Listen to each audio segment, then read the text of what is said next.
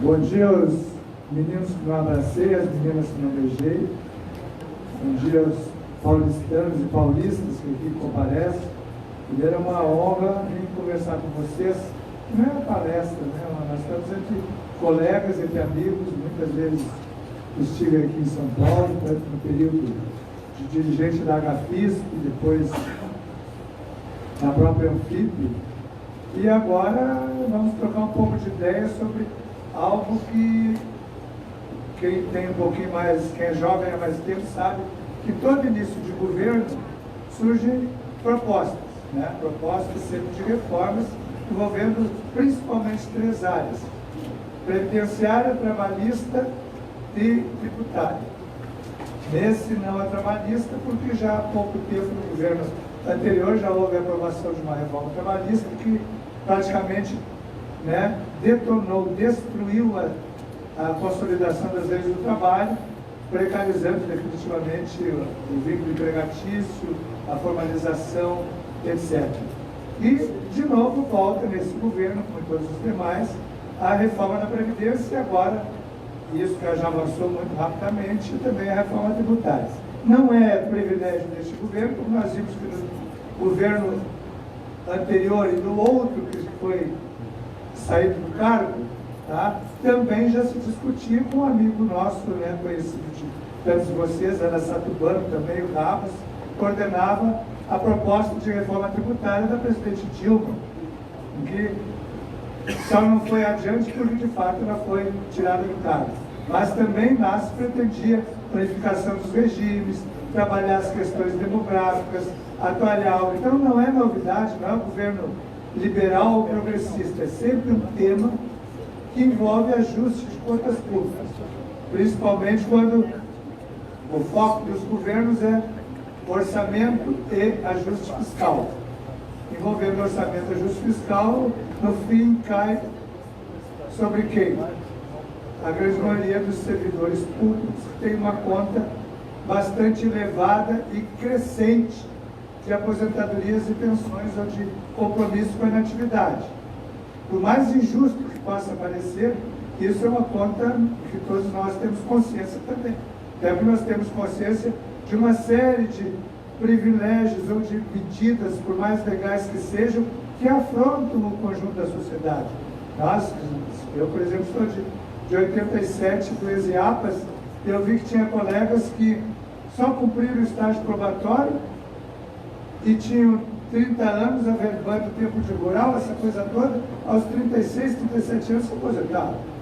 Nós sabemos de inúmeros casos de colegas que contribuíram menos tempo do que o tempo que já estão aposentados, né? Então, além daquelas outras questões que envolviam pensões, né? Então, todos esses ingredientes do executivo se avolumam com as questões do legislativo judiciário. O judiciário, quando o magistrado afronta a lei da magistratura ou incorre em crime, ele não é demitido, ele é afastado do cargo ou é aposentado com integralidade de proventos, né? Então, ao mesmo tempo, seguido se vê notícias de contra-cheques milionários, não é o caso do executivo, mas na magistratura principalmente, nos tribunais de corte. Todas essas, digamos assim, esses pontos fora da curva servem para excepcionalizar e para motivar a grande mensagem pacificada do governo, que é contra todo e qualquer privilégio nas aposentadorias e pensões. Nós sabemos que a integralidade e a paridade já foi embora há muito tempo, desde 2013, mas ainda nós sabemos que ainda essa é uma tecla que se bate muito fortemente. Por que tem esse privilégio? Porque temos muitos colegas remanescentes que entraram antes, que vão fazer jus se cumprir os requisitos para tanto. Então, meus amigos, com certeza nós também não podemos dizer que, por mais justo que seja, aquela aposentadoria que até os anos 30 era um prêmio, né, era um complemento porque os salários eram miseráveis do serviço público, né, e a aposentadoria era um prêmio ou um prolabore, né, os advogados que me ajudam, um prolabore tempore, né, uma coisa do gênero. né? Depois, em 38, veio o IPAS, criou novas regras, que começamos a contribuir. Só que quando unificaram os institutos, o dinheiro do IPAS sumiu. O dinheiro do IPAS ficou para o INPS e não se garantiu aquilo que se pretendia, começar com reservas para a aposentadoria. E assim sucessivamente. Depois, em 93, veio a exigência da contribuição para os servidores federais. Os estados e municípios não se condicionaram, não regularizaram essa iniciativa de garantir a contribuição. Surgiram os regimes próprios, totalmente irregulares. Quem é fiscal de mais tempo percebeu que na época que se permitiu a instituição de regimes próprios em municípios, os regimes próprios foram instituídos para os municípios fugirem de pagar a previdência. A gente ia lá e via que, inclusive, havia copiar e colar de uma lei orgânica municipal do município vizinho, às vezes até sem trocar o nome, a gente verificava, porque era exatamente para evitar de pagar a contribuição patronal e, ao mesmo tempo, o governo poder descontar e colocar no seu caixa único o dinheiro descontado dos servidores e não formar fundo. Então, esse descalabro está espalhado pelo Brasil inteiro. Dos 5.570 municípios, nós temos 3.200 com regimes próprios, 1.400 deles com regime próprio e previdência complementar, mas ainda tem um grande contingente de mais de 2.000 com servidores ou trabalhadores seletistas, que a maioria está pedindo, já teve há 2 anos um refis para os municípios e está reivindicando um novo. Então, todo é enforcado por quê? Pela dificuldade, pela crise, pelo somatório de coisas. Mas desde a Constituição de 88, nós já tivemos, eu vou sentar para olhar um pouquinho aqui o notebook, que eu não trouxe o pendrive, mas o senhor já sabe, nós já tivemos a emenda constitucional 13 de 93, que instituiu a contribuição.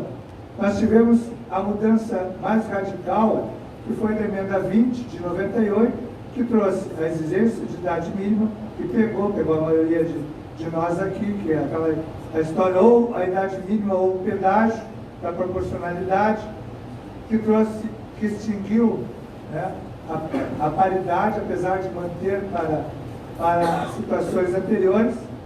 Depois a emenda 41 de 2003, que estabeleceu a contribuição sobre aposentadorias e pensão, consolidou a contribuição. A PEC paralela, que foi a 47 de 2005, trouxe a fórmula 85-95. Depois, em 2012, teve uma que revisou a questão envolvendo as aposentadorias por invalidez, permitindo a integralidade também. E a 88 de 2015, que é a outra proposta de outra emenda constitucional, que daí tratou somente da aposentadoria compulsória, levando para os 75 anos.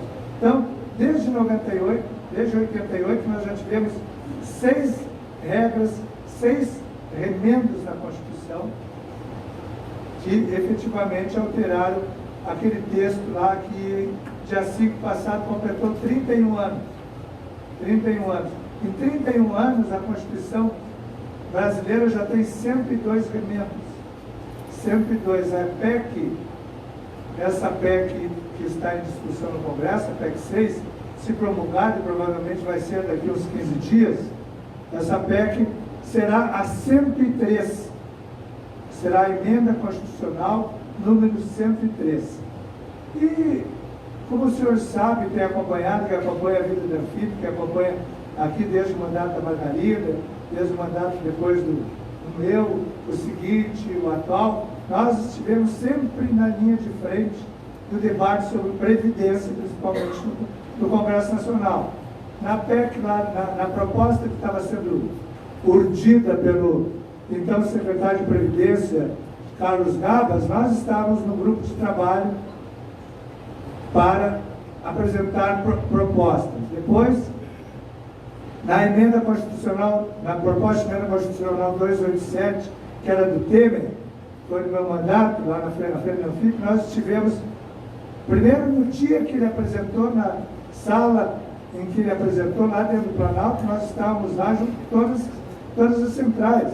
por todas as lideranças de partido político. A Anfip estava lá com acerto, porque na época a Anfip era a grande crítica à mudança na Previdência em razão dos resultados positivos da Seguridade Social, que é aquela análise que há 22 anos a Anfip faz. Lamentavelmente, nos últimos tempos, em razão de crise econômica, em razão do aumento do desemprego, da desoneração da folha em grande escala, nós efetivamente não temos desde 2016 resultados positivos na Seguridade Social. Mas a CPI da Previdência que ocorreu em 2016, em 2017, deixou muito claro, iniciou em 2017 e terminou em 2018, deixou muito claro que continuam os enormes ralos de recursos, em especial no regime próprio, no regime geral de Previdência, envolvendo falta de gente para combater a sonegação, os ralos da não cobrança da dívida ativa previdenciária, da grande sonegação, efetivamente do encolhimento do quadro dentro da atual estrutura da Receita para fazer aquilo que nós, com muito orgulho, fazíamos no tempo de IAPAs, os antigos IAPs e depois no INSS. Então, senhores, agora, na última reforma, se viu um novo cenário. No cenário, a partir do quê? A partir de um novo Congresso, um Congresso extremamente conservador, que acertou na mensagem,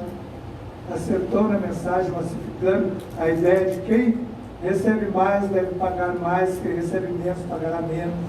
Isso foi massificado, como todas as outras reformas foram massificadas. Mas por que isso, digamos, é massificado nas grandes mídias, em especial nas redes abertas de TV, que a todo momento se fala que é necessário mudar a Previdência? Porque efetivamente, no primeiro momento, interessa ao mercado como um todo a mudança da Previdência, em especial ao mercado financeiro, em especial os abusos do mercado financeiro, que querem a cada mudança, e nós sempre denunciamos desde a emenda constitucional da PEC 33, lá, que redundou na emenda constitucional número 20, tá? Nós denunciávamos que cada mudança na Previdência ia na direção do achatamento dos benefícios e de que o mercado, em especial da Previdência privada, fosse se apropriando de pedaços dessa Previdência que ainda hoje, apesar de ter sido reduzido lá de 20 salários mínimos para 10 valores de referência, para hoje cerca de 6 salários mínimos do seu teto, tá? E tendente a baixar, tendente a reduzir cada vez mais, ainda é o maior instrumento de redistribuição de renda do mundo ocidental.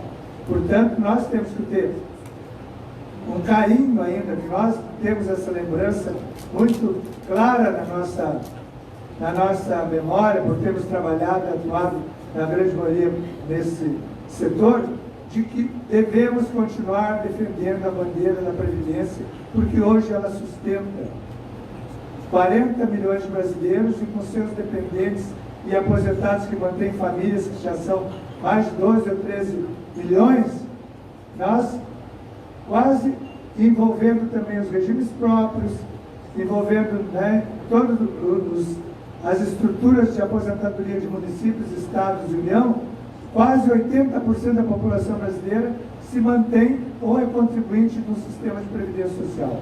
Portanto, tem que ter muito cuidado e muito carinho para mexer com essa previdência. E agora na PEC 06, nós também atuamos muito firmemente. Se lá na PEC 287 nós repetimos, e o barulho decorrente da conversa lá nos porões do Palácio do Jaburu contribuiu para que ela não fosse para frente, nós também estamos lá atuando, mostrando que na oportunidade a Seguridade Social era superavitária, que havia muitas outras medidas de gestão e na área do financiamento que poderiam ser tomadas, ao invés de simplesmente fazer uma mudança radical, que aquela mudança do Temer também era radical. Ela pretendia que o trabalhador, em especial do regime geral, trabalhasse 49 anos, contribuísse por 49 anos para fazer jus à aposentadoria integral. Aposentadoria integral que continua sendo pela média. Nós atuamos em conjunto com grandes forças, com a frente parlamentar de defesa da Previdência, e agora, na PEC 06, nós voltamos a atuar, só que o nosso discurso tinha sido fragilizado. Primeiro, porque nós não acertamos a mão na mobilização. Segundo, porque o governo, muito ardilosamente, neutralizou os setores que combatiam o governo. Primeiro, ele criou regras novas para a consignação dos sindicatos, enfraqueceu os sindicatos todos da iniciativa privada, empobreceu as centrais sindicais e, num primeiro movimento, sinalizou que poderia tirar fora da reforma a Previdência Rural, que é quem bota a gente na rua. Então, nesse momento, se consolidou o quê? O grande alvo nesse processo é e vai ser o servidor público. Apesar de, no conjunto da economia proposta, 62% da economia que o governo Alardeiro vai fazer em 10 anos ainda vem do regime geral de previdência, o grande foco é, de fato, primeiro, abrir o mercado dos fundos de previdência complementar dos servidores públicos para BTG Pactual, Mongeral, Bradesco, todo o mercado financeiro privado. E segundo, achatar cada vez mais a atual previdência do regime geral, criando mais dificuldade para todos os trabalhadores. Tratando especificamente da PEC 06, depois da sua tramitação na Comissão de Constituição e Justiça, do primeiro turno na Câmara, do segundo turno na Câmara e agora no primeiro turno do Senado, depois de ter passado pela CCJ do Senado, a gente vê que todo mundo está, primeiro, amortecido, paralisado, sem poder de mobilização. Nós não conseguimos tirar os nossos colegas que estão na ativa, que vão sofrer um impacto maior, para vir discutir com a sua.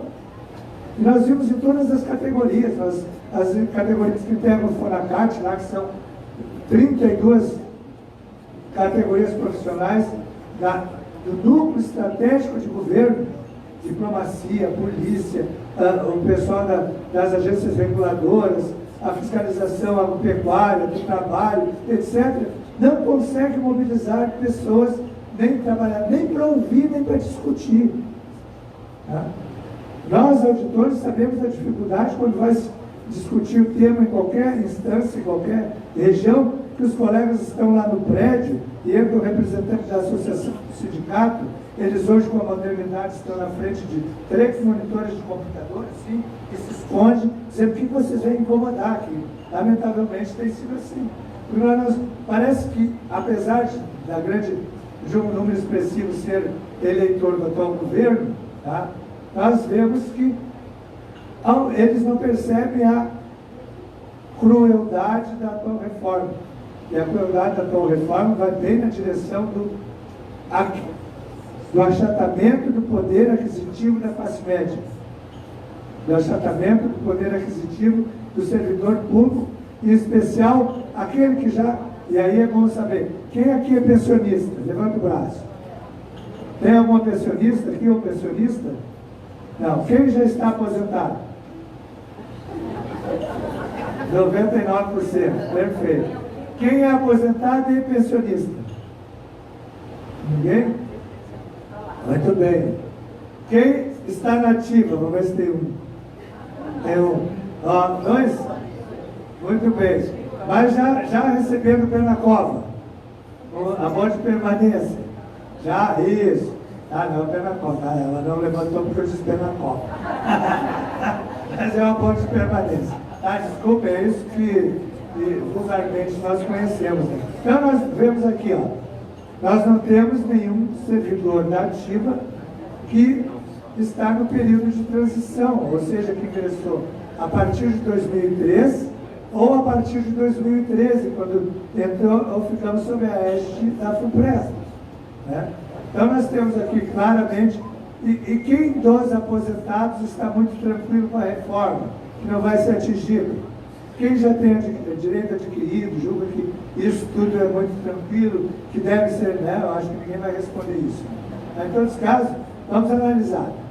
A atual emenda constitucional, depois de todas as etapas de tramitação, ela se trata em 2 grandes fake news.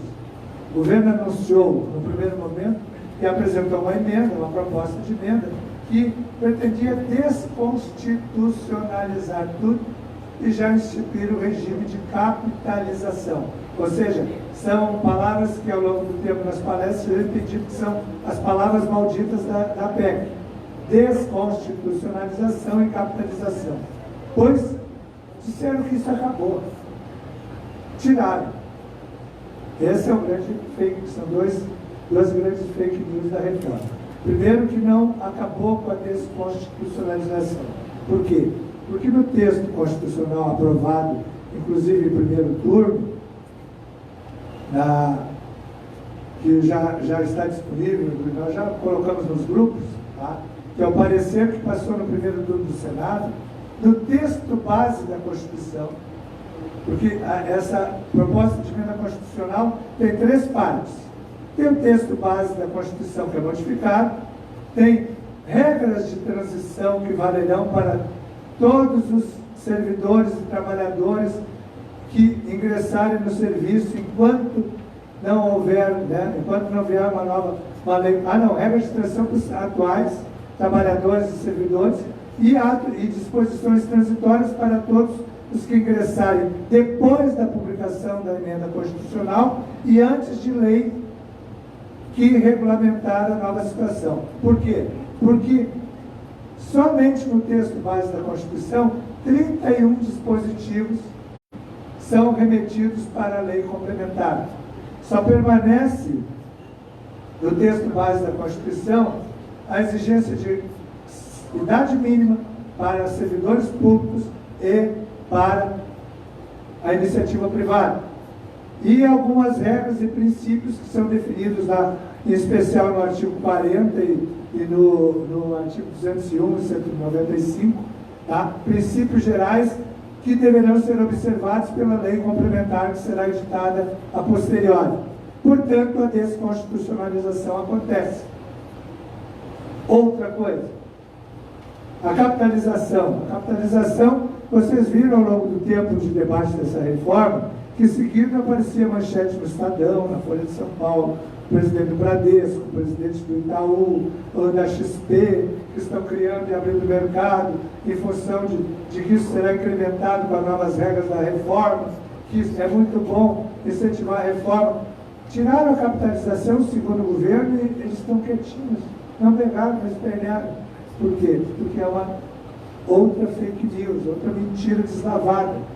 A capitalização, apesar de não ter sido direcionada para os trabalhadores do regime geral, eles pegaram o filé da capitalização.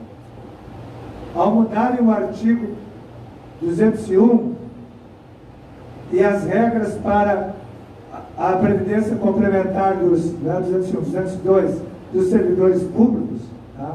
Permitindo que a previdência complementar dos servidores públicos seja administrada não por entidades fechadas de previdência complementar, mas também por entidades abertas de previdência complementar, abrir o mercado para que eles peguem o filé da previdência complementar, o filé da capitalização.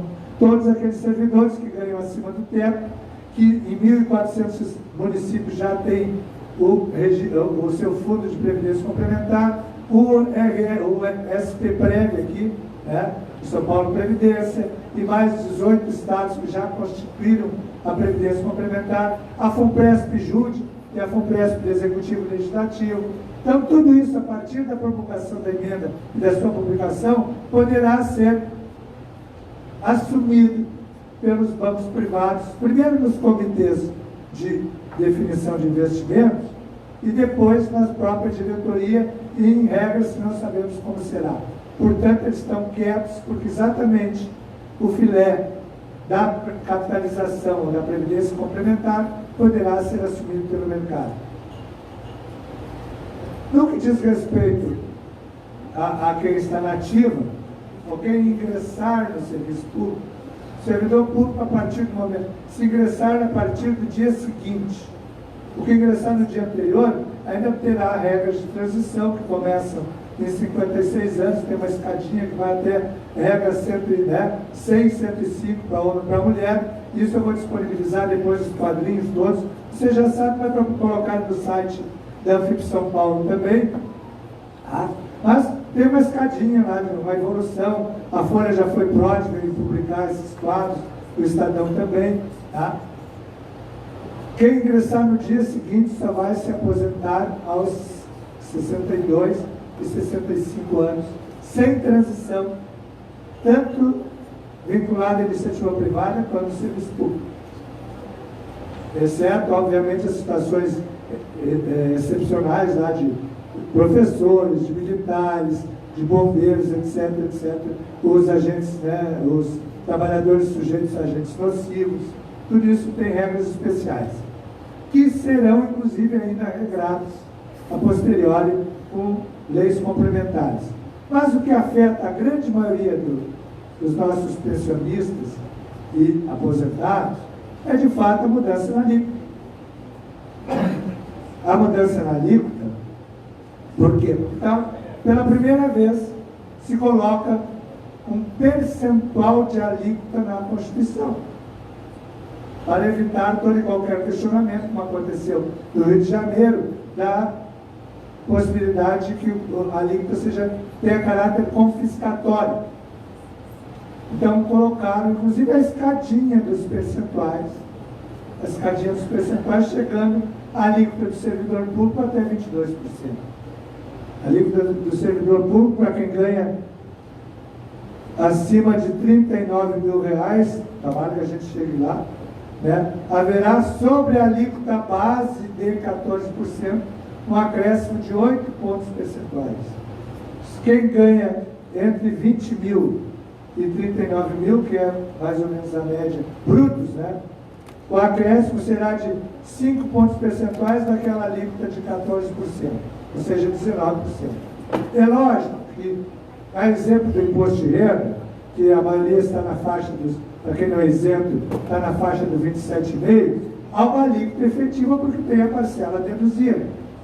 A alíquota começa até um salário mínimo, tem uma redução, de 2 mil a 3 mil, ela será de 12%, a de 3 mil, a faixa salarial dos senhores, tá?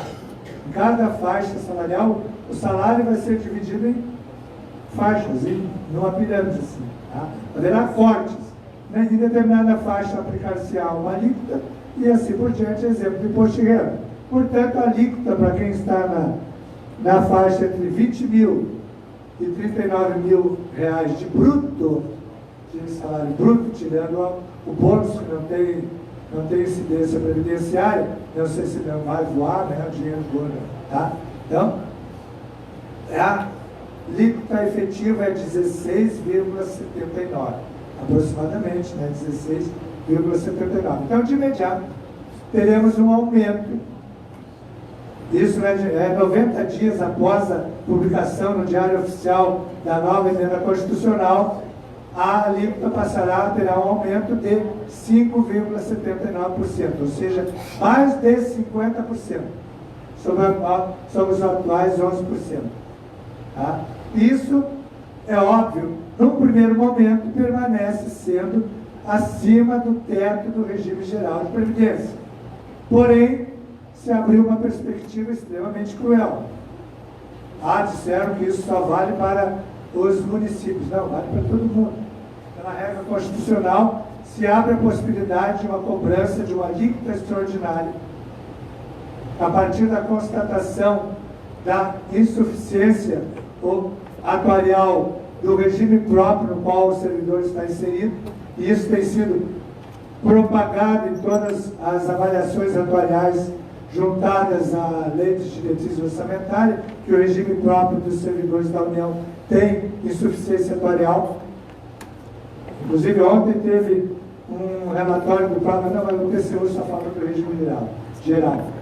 Então, senhores, abre-se ou se dá um cheque em branco para, obviamente, principalmente estados e municípios, criarem essa alíquota e, inclusive, sem definição de teto de percentual. Talvez sejamos surpreendidos igual alguns aposentados dos fundos de pensão de Previ, Postales, Funcef, etc., que agora, depois de muito tempo, viram que a insuficiência atuarial, porque não há um regime de benefício definido, estão sendo, inclusive, os pensionistas chamados a contribuir com valores bastante expressivos para dar cobertura ao déficit atuarial. Bom, essas alíquotas extraordinárias está bem dito lá na PEC, no seu parágrafo 1b do artigo 149, diz assim: demonstrada a insuficiência da medida prevista para equacionar o déficit atuarial, é facultada a instituição de contribuição extraordinária, e diz muito claro, no âmbito da União, dos servidores ativos, dos aposentados e dos pensionistas. Tá? O relator Tasso Gereissati havia suprimido essa expressão no âmbito da União para permitir que, se aprovasse suprimindo essa expressão, imediatamente os estados, por exemplo, que estão com dificuldade de caixa, poderem baixar medidas ou leis complementares do âmbito das assembleias para cobrar contribuição extraordinária de seus aposentados e pensionistas. Houve uma pressão muito grande, obviamente não prosperou, mas a matéria está lá na PEC paralela, na PEC que hoje tem número 133/19. Um outro grande problema que surge é o achatamento das pensões. Pensão hoje, que é, né, acima de 70% acima do valor do teto do regime geral, ela passa a ser 60% de tudo. Ela passa a ser uma cota de 50%, 50% mais 10% para cada pensionista. Se permanecer só o viúvo ou a viúva, o valor será somente de 60%. 60% do valor que fazia jus o aposentado ou o ativo. E depois da emenda, inclusive, essa aposentadoria é calculada pela média de todo o período de trabalho e de contribuição do servidor público. Um grave problema diz respeito à inacumulabilidade. Isso dá até o nó na língua, né? Inacumulabilidade das pensões ou de qualquer benefício, em qualquer regime. Seja uma aposentadoria do regime geral com uma pensão do regime próprio, seja uma pensão do regime geral com regime próprio, ou duas do mesmo regime. O que acontece? Por exemplo, vamos deixar muito claro, dois auditores estão ambos aposentados, ganham em média, sei lá, 50 mil reais na casa, né, brutos, é o valor bruto da média, um pouquinho mais, considerado o bônus talvez um pouquinho mais. A partir do momento em que um falece, o viúvo vai optar, ou fica com a sua aposentadoria, ou com a pensão, dependendo do que for mais vantajoso, no caso não tem vantagem uma ou outra, mas do benefício do outro. No caso de permanecer com a sua aposentadoria, da pensão, ele só levará 10% do valor bruto. 10% do valor bruto. Tá? Então, essa é uma grande preocupação, porque é uma redução. Não, isso é no caso da acumulação. Ele não vai poder acumular a pensão nos termos da regra. A pensão seria, se ele não fosse servidor aposentado, a aposentadoria seria de 60%, a pensão seria de 60%. Mas como não é permitida a acumulação, da pensão calculada, ou seja, dos 60% que lhe caberia, ele só levará 10%. Tá? Porque ele fica com a sua aposentadoria integral, mas da pensão aquela que, se ele não fosse aposentado do regime ou não optasse pela sua aposentadoria, ele só receberá 10% dos 60%. E se for 25 mil, 60% em torno de 18, ou seja, receberá só R$ 1.800. Tá? Isso vale comparando com qualquer caso, tá? Exceto, por exemplo, se a aposentadoria de um salário mínimo. Por exemplo, nós temos um aposentado do INSS que ganha um salário mínimo, casada casado ou casada com um auditor fiscal. O auditor fiscal falece, calcula-se a pensão. Vai ser lá de 60% do valor bruto que ele recebia, vai ser em torno de 18 mil. Ele recebe uma aposentadoria de R$ 1.800, de R$ 998. Ele vai optar, obviamente, pela pensão, mas a regra permite que, como o benefício é de um salário mínimo, ele leva 80% desse salário mínimo. Tá? E assim, tem uma escadinha. Tem um salário mínimo. Deixa eu ver a regrinha certinha para vocês.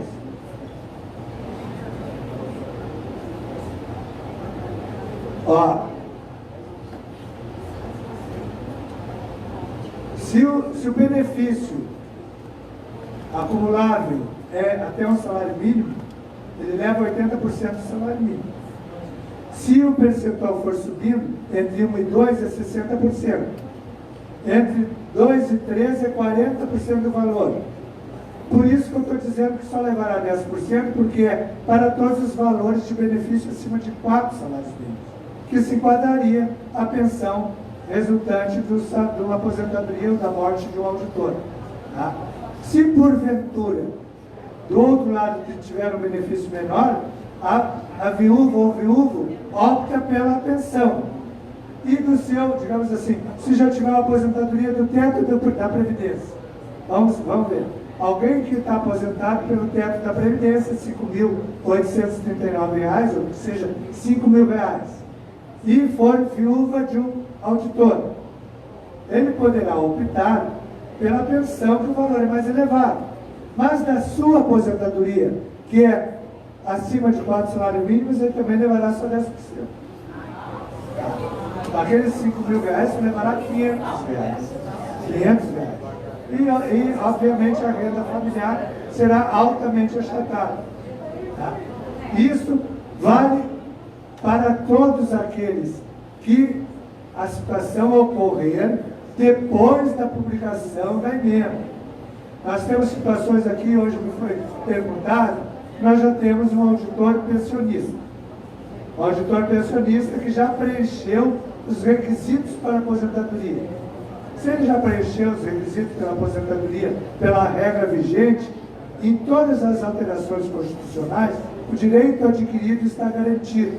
A qualquer tempo será concedido benefício nas regras vigentes da época em que preencheu os requisitos para tanto. Ou seja, essa pensionista não vai sofrer a regra da inacumulabilidade, porque ela já faz jus ao benefício e já faz jus a 2 benefícios antes da publicação da emenda. Fará jus.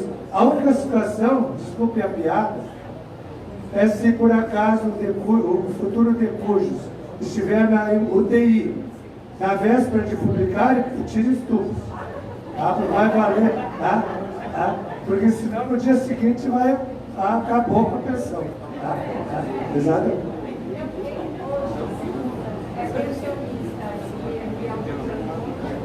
Ele já preencheu os requisitos, já está recebendo a morte de permanência, não vai sofrer nenhuma redução, porque, primeiro, a regra da aposentadoria só vai valer para os períodos, ela já ter completado antes da publicação da emenda. Ou seja, essa aposentadoria será garantida nos termos que é hoje, com integralidade, qualidade, etc. E a pensão, ela já faz jus. Tá? Só quem for fazer jus ao benefício que a regra da inacumulabilidade se aplicará a partir da publicação da emenda é que valerá esse corte definitivo. Uma outra questão diz respeito aos atuais ativos que ingressaram. Pessoal,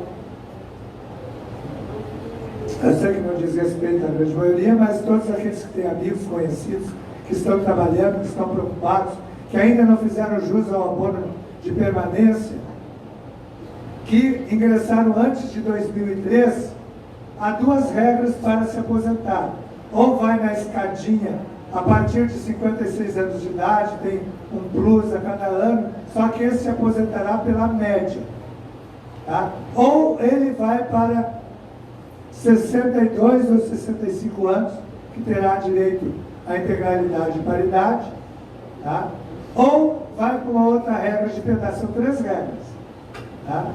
Uma se ele quiser se aposentar antes de 62 ou 65, e não cumprir o pedágio, ou se quiser cumprir o pedágio de 100% do tempo faltante na data da publicação da emenda. Ou seja, se o sujeito faltar 1 ano, ele vai ter que trabalhar 12. Faltar 1 dia, ele vai ter que trabalhar 2 dias, etc., para ainda manter a garantia de paridade e integralidade. Uma série de outras maldades existem na PEC, como a possibilidade de uma hora para outra. Só tratando do direito adquirido, vou ler para todos para que tenham atenção. O artigo 3º da PEC diz assim: a concessão de aposentadoria ao servidor público federal vinculado a regime próprio de previdência social e ao segurado do regime geral de previdência e de pensão por morte aos respectivos dependentes será assegurada a qualquer tempo, desde que tenham sido cumpridos os requisitos para obtenção destes benefícios, até a data de entrada em vigor desta emenda constitucional, observados os critérios da legislação vigente na data em que forem atendidos os requisitos para a concessão da aposentadoria ou para a concessão da pensão por morte. Portanto, como sempre, se preserva uma cláusula pétrea da Constituição, que é o direito adquirido. Tá? A questão da paridade nós já conversamos. Há uma possibilidade de migração para o novo regime previdenciário, mas isso foi para a PEC paralela. O abono de permanência. O abono de permanência, para quem já faz jus ao abono de permanência, igual ao valor da contribuição, não haverá mudança. E transitoriamente, no período até que lei complementar regulamente a matéria, também o valor do abono de permanência permanecerá igual à regra de hoje, que é igual à contribuição previdenciária, sendo que, inclusive, todos receberão um aumento, né? Um aumento, porque aumentará tanto o abono de permanência quanto a contribuição. Então, muitos ficarão mais ainda até os 75 anos, porque ninguém vai dar aumento num curto espaço de tempo equivalente a 16,79. Pela que pronuncia o governo, vão congelar os salários dos servidores públicos até o fim do mandato. Então, mas depois poderá vir uma lei. Inclusive, há uma PEC tramitando no Congresso que acaba com a abono de permanência. Isso já é uma PEC antiga, mas eu acho que ela vai enfrentar muitas resistências, porque a atual emenda constitucional, que inclusive foi muito debatida, senão, se fosse vontade da atual estrutura de poder, de comando, seria já acabado nessa PEC, né? Já foi discutido, então foi mantido o valor do abono de permanência. Há uma regra de extinção dos regimes próprios, né? Se constatada insuficiência de saldo para pagamentos atuais, regimes próprios, que é o que garante que nós todos somos do regime próprio dos servidores públicos da União. Há 5.570 municípios, em 2.000 e tantos deles têm regimes próprios. Nas 27 unidades da Federação, há regimes próprios. Então, a qualquer momento, por ato do Poder Executivo, poderá, e obviamente com o apoio dos seus poderes legislativos, poderá ser extinto o regime próprio. Isso vai ter que ter uma regra, né? E colocar todo mundo no regime geral. Tá? Isso vai ter uma grande demanda em alguns municípios que estão encalacrados, mas vai ter que ter uma regra de transição, porque tem toda uma contribuição feita ao regime próprio, contribuição paritária do empregador, que na maior parte das vezes é só contábil, né? Não há contribuição de fato, não há fundo. Como é que simplesmente de uma hora para outra o INSS ou o regime próprio geral de previdência vai subir isso tudo? Tá? Senhores, em linhas gerais, esses são o conjunto das principais maldades da PEC, tá? Que vão atingir definitivamente todos, seja aposentado, seja pensionista, seja ativo que está na transição, seja ativo que já faz jus à aposentadoria, e que inexoravelmente, nos próximos 15 dias ela deve ser publicada no Diário Oficial. Tá? Entrando em vigor a alíquota 90 dias depois da publicação e as regras de todas imediatamente. Ou seja, as questões da pensão, da acumulação, da exigência da idade mínima e da transição da idade mínima, essa coisa toda, serão imediatamente aplicadas. Fico à disposição para o debate e as perguntas, desde que não seja muita saia justa.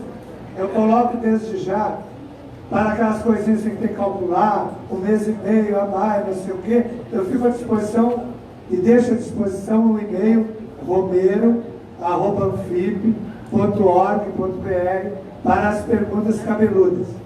Muito obrigado.